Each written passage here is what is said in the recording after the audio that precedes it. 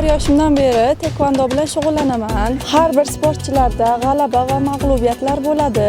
Kechagina Prezident Olimpiadasida faxrli oltin medal birinchi o'rinni qo'lga kiritdim. 5 ta jang yutdim. Har biri oson bo'lmadi albatta, lekin har biriga Zilapa Zuhriddinova Sayyora ustozimga minnatdorchilik bildiraman. Hamma yutuqlarimda asli egasi trenerim bo'ladi, ustozim bo'ladi. Ustozimga rahmat.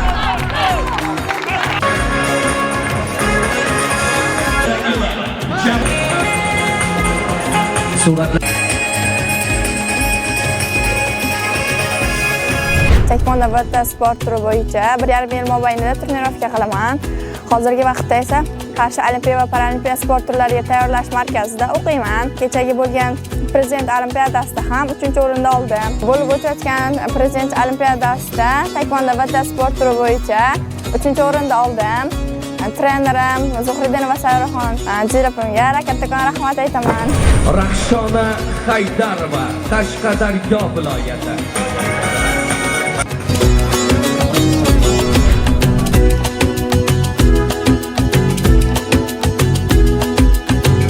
Chegarasiz maqsad, cheksiz imkon.